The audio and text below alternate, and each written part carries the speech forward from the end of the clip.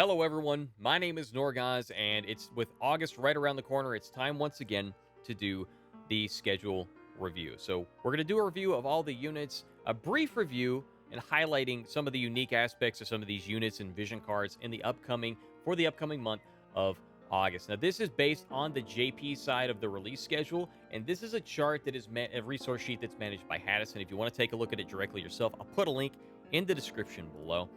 And on the left side, you're going to see the dates that everything was released for JP. On the right side, you're going to see the dates that everything was released for and projected to be released for the global side. Everything in red has not released yet. You are going to see a couple of gaps here, and that's going to be because certain things have been deviated from, like Rain and Fravia, the Mobius cards, as an example. They deviated from their schedule. We got them early. So things to keep in mind. And of course, they have announced global units, more global units or more global exclusive units for us as well. So things to keep in mind as well. There may be something that we may get that's not listed here because they've been playing that pretty close to the chest. So without further ado, the review. Hello everyone, my name is Norgoz, Warlord of the Visions, and I honor you all in my great hall. I hope you're having a fantastic day, guys. Thank you so much for being here. Really appreciate you. Give us a thumbs up, subscribe, come back and see us again if you like the way that we do content here. And if you're feeling really froggy, hit that bell icon. Get notified of new content as soon as it drops. You can also find us on Twitch Tuesday through Friday for a little bit more action in your life. All right, so I do this every single month. So if you're looking forward to what's going to come up in September, I will do that again once we get a little bit closer to that. So without further ado, let's get started here. We have Kilphe, who's coming up. Now, she's clearly the serious type. She has got the Wand Warlock as her main job, Spellblade and White Mage as her secondary jobs. So she's going to have a somewhat variety built into her kit. She's going to have about 2200 HP, a little bit of defense and spirit in her ability board, 57 agility, which is respectable, and she has two 100% guaranteed hit abilities. One in her kit, which has a little bit of a interesting targeting area, which you can hit with multiple people. So you can hit multiple people with this for 220% damage mod, which is very nice. And you can also go down here to the White Mage side, and you can utilize Holy. So it has maybe a little bit more range for you, and it's going to have a light attack instead of a earth attack because Kilphe is an earth-based unit. So she's going to have a couple of different options for her in that regard. Because she has a Spellblade as a sub-job as well, she's going to have magic, earth slashing, and then she's going to have light magic as well. She's going to have a few different options for different damage types and stuff and whatnot. So one thing I also wanted to point out, she does have Nullify Doom. Now, we've seen Doom repeatedly come up in like these X and Brutal quests, as well as we've seen it in different places like tower like things and whatnot. So I foresee this coming back in the future. So her being able to Nullify Doom she can actually try and counter those situations. Up next we have Seymour, who is a samurai Viking thief. And the interesting thing about him is that he actually gets a couple of really nice abilities. He's got 1600 HP, 50 agility. He does get Thief Lore, so he can boost his agility even higher, and he's going to get that extra move on that as well. He's going to be a little bit more mobile. He's going to get about 79%, up to about 79% attack up, including his support abilities and his passives. And his main job, he's going to get a gap closer here, and his sub jobs, he's going to get Vikings Body Blow, which is 270% damage. It is a charge up attack, so it's got a cast along with it, but that's going to be a substantial amount of damage. Very, very nice to have. And in Thief, this is the big one. He gets both Steal Time and Charm. That is what makes him such a potentially great unit for a lot of different situations. Charm can turn the tide of PvE and PvP situations. Steal Time can help you with being able to chain a little bit more often, or if you need extra time to heal yourself up, they can be good for that too. It does get the evasion up in Shadowcast as well. So moving right along here, the Diablos card is going to give you a ton of a dark attack up. So great for dark units, dark and more dark units, the darkest of units. 45 damage bonus to dark total. 10 selfish, 35 to the group, 45% damage bonus to dark attacks. Really good stuff here. Very high attack on here, and you also get the Esper along with it. So he's going to have over 850, just about 850 HP. He's going to be more focused on magic in the Esper side. 86 magic, going to give you 20% magic, so a 25% light killer. 25% light killer. He can also give you a bit of magic attack up if you wanted to go that route as well instead. So lots of good stuff that he might be able to bring to you. Moving right along here. Now, due to the translation of this card, I'm going to call it Feast of Cherry Blossoms. That's just what I'm going to call it. And I have been told that you could spend your entire life looking for the perfect cherry blossom, and it would not be a wasted life. Does anyone know if that's true? No? Bueller? Okay. So this is going to be able to give you light resistance of 10% and acquired AP up for the group 50%. Now, this is, I believe, the first vision card that we have in the game on the global side that has this ability or has this buff with it. So that's going to be might be very nice for you, being able to help build a little bit more AP to deal some of those heavier AP costing abilities. We know there's a ton of those in the game.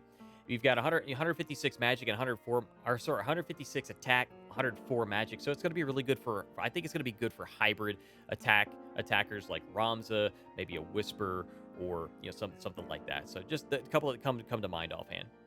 Oldoa, she is one of my favorite units that I've been looking forward to. Soldier, Viking, Assassin, and there's definitely a good reason why I consider her one of my favorites. I mean, if you she is a little crazy, but she is smoking hot, just like her kit is. And she has acquired AP up as her master ability, a little bit of resistance up in her master ability, and the things that really stand out for her TMR does grant you defense penetration for 3 turns, which is really nice. And on top of that, she's going to get about 1,800 HP, 63 agility. So she's already got a really good amount of agility. And she's going to have a ton of opportunities to have more acquired AP up if you want to go that route with it. And she gets Drain Force.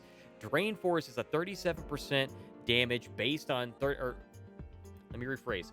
It's based on 37% of your max HP. So the higher your HP goes, the higher the damage is. So... and of course, there's some variable things that go along with that, but essentially does not have a damage type, so it ignores the resistances in the game, which is very nice. So, like, slashing, piercing, etc. Very, very good stuff there. You also do have your standard soldier jobs, soldier job stuff. She can also inflict doom. But moving down here to Viking, this is where it kind of gets interesting. She gets Killer Axe, so it's a cleave that does man killer. So, going to be very useful in a lot of different situations as well. Hit multiple targets. And Assassin, here's where it gets interesting again, because she gets the absorb AP ability from the Assassin side. Really good ability here. Going to be able to debilitate your opponent, maybe even prevent them from attacking on turn 1. Very nice stuff. And then she's going to have multiple abilities to decrease defense. She's going to get a couple of abilities from your Assassin side. I believe one of these is a backstab, and then you have the limit burst of 200%, and also can decrease the defense. All of which, for couple different options. So really, really good stuff there. Moving right along here to Lavies, and she's going to be a Paladin, Thief, Samurai, which sounds like a weird combination. And depending on how you look at it, it may get more weird, or it may be a benefit that she has all this evasion in her kit, or it may be a detriment it may be wasted. So it's going to be up to you how you look at it.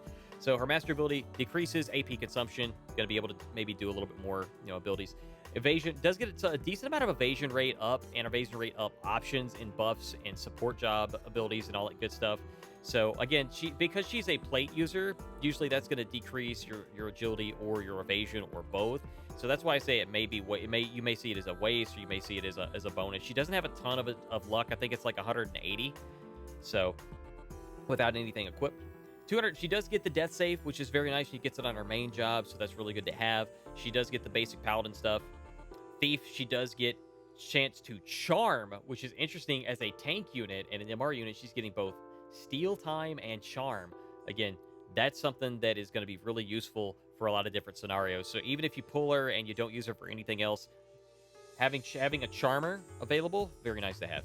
Of course, there's others, but I digress.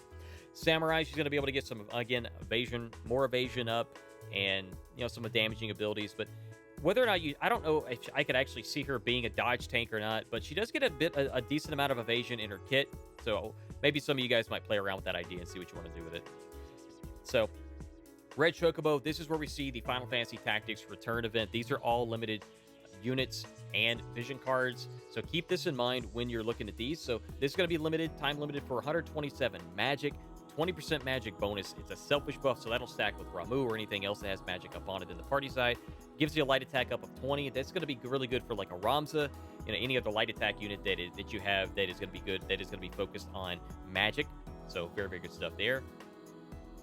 I know I'm just saying good stuff. I don't know why everything's good. Like everything's great. Like it could have five attack and 5 magic and like negative 50% to magic. Oh, it's great. It's fantastic. It's a good card. Yeah, very good stuff there. Yeah, absolutely. Devs did a great job. I'm just positive. I'm sorry. Not sorry. And the Esper is actually going to be very interesting. And when I say good, I do mean good here. 70 attack, 800 HP, 17 agility. Compare that with Odin. Odin has 19.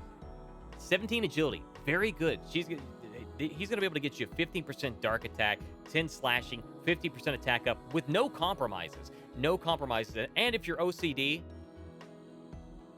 don't worry. You can get everything on one side. You don't have to split. It's all on one side. You don't have to compromise. It's all good. If you want to, though, you can change it up to dark resistance, avian killer, or missile resistance if you don't already have that already on an Esper. So good stuff there. You've got the Reed.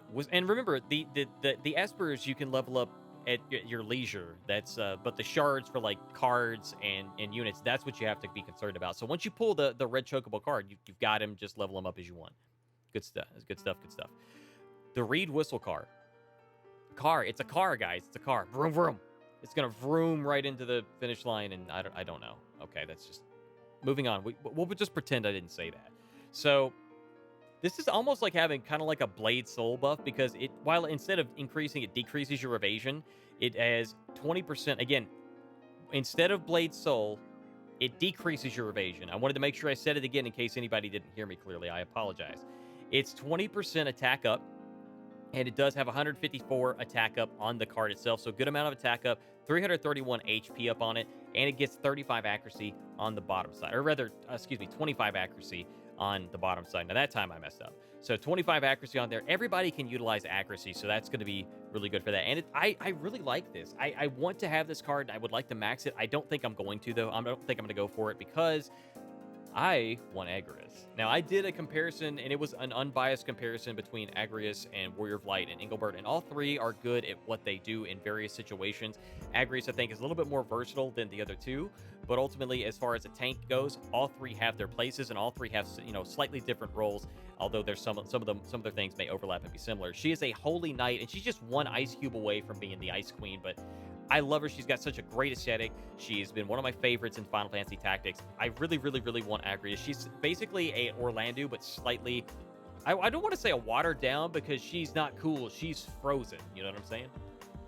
Increasing attack resistance up by 15 is her mastery ability, and that's the one thing that really sets her apart from other tanks, because this is effectively almost like a general resistance. It does not add to your slashing, striking, piercing, resist, etc. This is separate from that. It's effectively a 15% reduction in damage that you take from both physical and magical. It has a weird interaction sometimes with certain limit bursts, and I'll do a video about that on another time, but I personally tested this myself in case there's any questions about it. It's both physical and magic damage resistance, which is very nice. So she does have about 3,100 HP to start out with, and she has a kit where, did I mention Lavies's? Lavies's is 2250 HP, 52 agility, and Agrias is about 3,100 HP, and she's going to have a startup of 60 agility. She can get to the mid 80s in agility if you build her in certain ways.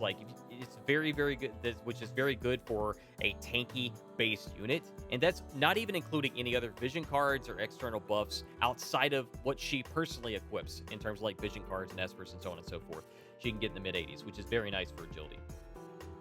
All right, so she does get a lot of things in her kit. She debuffs almost so many different things. Debuff disable, silence, stop, confuse. If you put a Vermilion sword on her, she's going to be constantly doing something. The 15% to confuse on that sword plus all these other debuffs. It's just the good stuff.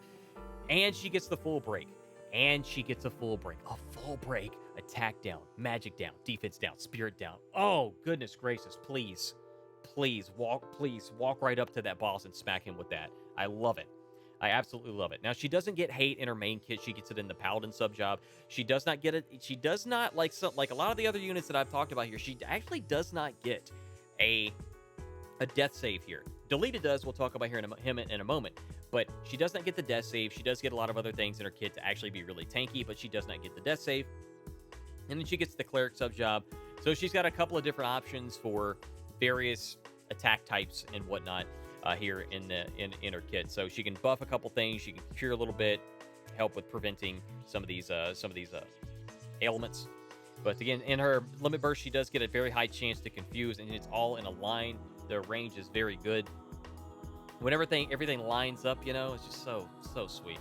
She does get a lot of stuff in her support kit: attack, defense, HP, agility, spirit. Really good stuff here. And as you can see, I am reviewing these guys a little bit more because they're the limited units. So Delita is a Apprentice Warrior. He's Soldier, Paladin, Sub-Job. He gets a ton of attack in his kit with all his support and everything. He's getting about 100% attack up. He's just under 2,400 HP. He gets 63 agility passively without any additional bonuses. And he does have Move 1 that he can get in his support kit, so he can be a little bit more mobile. He does get the Tank Sub-Job under Paladin. He does get the Death Save with it, which is very nice. And in his main job, he's going to be in his main job's kit. He can debuff fire resistance by 48%. So that's going to synergize really well with rain, as an example. So really good stuff there. But he's kind of stuck with slashing. That's what his downside is. He's basically stuck with all slashing fire damage. So he does get Soldier as a sub-job, so he can pump out a little bit more damage if you want to deal that way, if you want to go that route with it, because it's going to be at a range and cross AE and all that good stuff. And Paladin's going to help him be maybe a little tanky, but mainly that death save is something that I think I'm interested to see what people are going to do with Delita. I'm very, very interested to see what people do with Delita. He's got a chance to inflict silence on his limit burst. And then Mustadio, basically, he just does a lot of things from range. He's a mechanic, ranger, thief. In his thief side, he does get a couple of really interesting things, like he does get sneak attack and he does get steal time. He does not get charm, but he does get steal time, and I can't stress enough how valuable that is in so many situations. So things to keep in mind. He does get the ranger sub-job, so he does get the sniper shot, so 100% chance to hit ability there. And he's got so many different things in his range, in his kit, to just debuff so many different things: petrify, immobilize, disable, and blind. And he gets the chance to increase those chances based, with his master ability. He's just gonna shoot you. He's just gonna shoot your enemies in the face, and then something's gonna happen. They're gonna have some kind of debuff. You know what I'm saying? That's the goal anyway. And then, of course, we have the Calculator, who is going to be maybe the first month for maybe the first week of September. Maybe we'll get it closer to the end of August. We'll see what happens. We'll see what they do with that. And she's going to be just interesting. She's just, she's very similar to Final Fantasy Tactics version of it, where basically she is similar. I think it's Irdira. She's similar to She's similar to the Final Fantasy Tactics one, where basically, like, it's height 3. I'm going to do damage to you, and I'm going to debuff you, or whatever it is that they happen to do. I'm not going to go into her kit too much. I'm going to say that that's basically how it works, and she's kind of fun. She does get Spellblade and Black Mage as sub-jobs, so it's kind of interesting there to see what people might do with her. And the fan service unit, Bikini Lilith. Bikini Lilith. She is ready to cast away with you, share some margaritas on some beach somewhere, and she is ready to party. She is all set, ready to go. She's got her bags packed. Look at that. She's got her bags packed. She's ready to go, man. She is ready for the summer heat, to beat the heat.